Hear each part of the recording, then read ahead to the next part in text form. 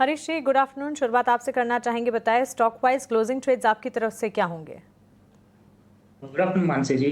हमें जिस तरह से मार्केट देख रहे हैं लास्ट 3-4 दिनों से बिल्कुल डाउन ट्रेंड देखने मिल रहा है और मेजर सपोर्ट से जो थे वो कर चुके हैं। तो मुझे लग रहा है कि और थोड़ा एक्सटेंड हो सकता है निफ्टी में भी सेल ऑफ। तो जो कि सपोर्ट जोन बन रहा है, स्ट्रॉन्ग सपोर्ट जोन निफ्टी के लिए 24,500। तो ये लेवल तक मुझे लग रहा है कि गिरावट आ सकती है बैंक निफ्टी में। तो उसके चलते हम मुझे लग रहा है कि थोड़ा डिफेंसिव स्टॉक्स में बाइंग करना चाहिए।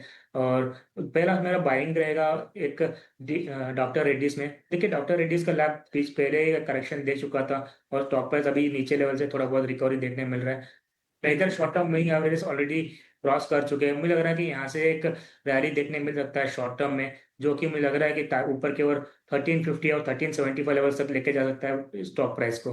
तो मुझे लग रहा है कि डॉक्टर रेड्डीज को करंट लेवल पर बाय करना चाहिए और स्टॉप लॉस मेंटेन करना चाहिए 1250 का। तो ऊपर का टारगेट 1350 और 1375 के लिए मान के चल सकते हैं डॉक्टर रेड्डीज में। और दूसरा मेरा स्टॉक है, एक सेल साइड का स्टॉक है। अगर वो स्टॉक है बीएससी में, अगर बीएससी लिमिटेड आज कुछ दिनों से हमने कंटिन्यूस देख रहे हैं कि एक higher lower top lower bottom का फॉर्मेशन बन चुका है और स्टॉक प्राइस देखा है तो कंटिन्यूसली थोड़ा बहुत वीकनेस देखने मिल रहा है। तो मुझे लग रहा है कि इसमें फिर से एक बार वीकनेस देखने मिल सकता है बीएससी में, जो कि नीचे के सपोर्ट जोन बन रहे 2300 तक मुझे लग रहा है कि फिसल सकता है स्टॉक प्राइस। तो करंट लेवल्स पे यहाँ पे सेलिंग का रिकमेंडेशन रहेगा बीएससी लिमिटेड में। और स्टॉप लॉस मेंटेन करना चाहिए 2540 का और नीचे का टारगेट बनेंगे 2300 के लिए। ठीक है। बीएससी हमने देखा था कि 2450 रुपये तक के शेयर गिरा था, वहां से रिकवर करके 2550 के आसपास आया था, लेकिन फिर से जो इसमें सेल ऑफ है ना, वो इंटेंसिफाई होती हुई दिख रही है। और बीएससी पर सेल के रिकमेंडेशन है हरीश जी की तरफ से 2300 रुपये का टारगेट होगा, 2540 का स्टॉप लॉस आपको लगाना है बीएससी में, सेल के रिकमेंडेशन। और डॉक्टर रेड्डीज, क्योंकि इस कमजोर बाजार में कहीं अगर सेहत थोड़ी सी बेहतर दिख रही है तो वह है सिर्फ फार्मा शेयर। डॉक्टर रेड्डीज के लिए 1250 का स्टॉप लॉस, 1350 और 1375 का टारगेट लगा के आपको इसको ट्रेड करना है। तो एक बाय के रिकमेंडेशन और एक सेल के रिकमेंडेशन होगी हरीश जी की तरफ से। Ramesh ji, good afternoon. बताइए आपके लिस्ट में कौन से शेयर हैं, आप क्या खरीदेंगे, या फिर सेल और बाई दोनों आपके पास भी हैं कॉम्बो? नहीं, मैं यहाँ से बाई का ही रिकमेंडेशन करूंगा। और जहां पर एक फार्मास्यूटिकल के साथ एक और भी स्पेस है जहां पर हम लोग स्ट्रेंथ देख रहे हैं, वो है केमिकल स्पेस। एसआरएफ का काउंटर है। देखिए चार्ट स्ट्रक्चर काफी स्ट्रॉन्ग है और हायर टॉप हायर बॉटम का एक फॉर्मेशन बन रहा है और कंपनी ने काफी आउट परफॉर्म भी किया है मार्केट को। ये मार्केट के अंदर भी हम लोग देख रहे हैं कि यहाँ पर एक अच्छी स्ट्रेंथ बनी हुई है। प्लस स्टॉक के अंदर आप देखें तो 100 डेज की एवरेज के पास स्टॉक जो है वो अभी सपोर्ट लेकर ट्रेड कर रहा है। तो ऊपर की तरफ मेरा मानना है कि यहाँ से अगर मार्केट में यहाँ से रिकवर होती है या मार्केट में कुछ भी बाउंस बैक आता है तो एसआरएफ जरूर से यहाँ से आउट परफॉर्म करेगा। तो एसआरएफ के अंदर बाय रिकमेंडेशन है। नीचे की तरफ स्टॉप लॉस जो लगाना है वो 2990 का लगाना है और मेरा मानना है कि ऊपर में 3150 तक के लेवल एसआरएफ में देखने को मिल सकते हैं।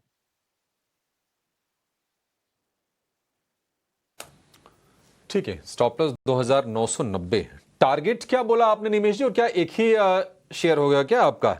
एसआरएफ के अलावा क्या बोला आपने? ये एसआरएफ भी एक ही है और 3150 का टारगेट रहेगा। अच्छा ठीक है, एक ही शेयर है। ठीक है, बढ़िया है। जहां पर कन्विक्शन है ना वही शेयर आप बोलिए तो बेहतर है। भले ही ट्रेड मिले, ट्रेड कम मिले, लेकिन जो मिले पुख्ता मिले।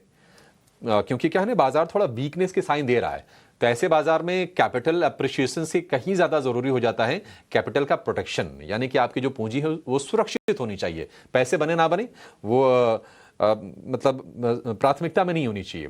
प्राथमिकता होनी चाहिए कि पैसे आपके सुरक्षित रहें। आज हम देख रहे हैं कि देखिए कोटक बैंक की जो गिरावट है थोड़ी सी और बढ़ गई है, और कोटक बैंक के साथ साथ अगर आप वायदा की श्रेणी में देखेंगे तो एसबीआई कार्ड में गिरावट है, सीडीएसएल में भारी भरकम गिरावट है। लेकिन आज रियल एस्टेट शेयर फिर से क्रैक का शिकार हो रहे हैं और बड़ी गिरावट हम देख रहे हैं लोढ़ा के शेयर में। लोढ़ा हो गया या फिर Godrej properties, Prestige, Oberoi realty, DLF, ये सारे के सारे जो शेयर हैं ना 4 से 5% की तगड़ी गिरावट झेल रहे हैं। और निफ्टी की अगर हम रियल एस्टेट इंडेक्स की बात करें तो सबसे ज्यादा कमजोर है, आज करीब 3% के आसपास की गिरावट हम निफ्टी के रियल एस्टेट इंडेक्स में देख रहे हैं। आगे इस पर विस्तार से चर्चा करेंगे कि ये गिरावट आ क्यों रही है। लेकिन हरीश जी, कोई शॉर्ट की रिकमेंडेशन है रियल्टी स्पेस में, या फिर अब रिस्की होगा शॉर्ट करना?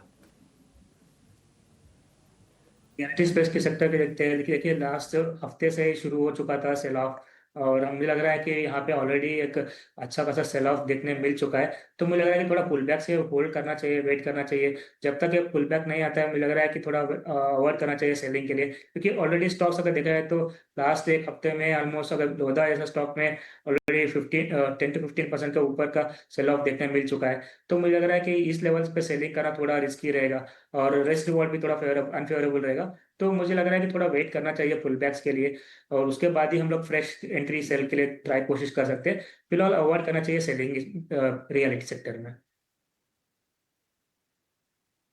स्पेस पे तो ऑफ कोर्स थोड़ी दबाव ज़रूर देखने मिल रही है, और इस बाज़ार में जो है बॉटम फिशिंग करना भी चाहिए कि नहीं, वो भी एक रणनीति है। लेकिन निमेश, आपसे पूछना था कि सेलेक्ट एफएमसीजी और सेलेक्ट फार्मा स्पेस पे जो है बाइंग देखने मिल रही है कुछ कुछ काउंटर्स में। अब इस काउंटर्स में आपको कोई स्पेशल या कुछ अच्छा स्टॉक लग रहा है इस मार्केट में? क्योंकि एक रिकवरी की अटेम्प्ट भी कोशिश कर रहे थे दिन के ट्रेड में निफ्टी फार्मा इंडेक्स और निफ्टी एफएमसीजी भी, पर अब वो धीरे धीरे करके वहाँ पे भी पावर कम हो रहा है।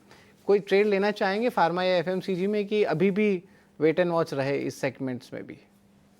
नहीं, व्यू बुलिश है और पर्टिकुलर स्ट्रक्चर काफी स्ट्रांग लग रहा है। स्टॉक के अंदर हम लोगों ने देखा है कि एक बड़ा करेक्शन स्टॉक के अंदर आ गया है, और ट्रेंड रिवर्सल भी आ गया, और स्टॉक के अंदर एक 200 डेज की मूविंग एवरेज के पास एक सपोर्ट लेके आज स्टॉक के अंदर हम लोग एक अच्छी रिकवरी देख रहे हैं। तो मेरा मानना है कि डाबर इंडिया जो है वो परफेक्ट बेट है, एक अच्छे लेवल पे ट्रेड हो रहा है, और रिस्क टू रेशियो भी काफी फेवरेबल है।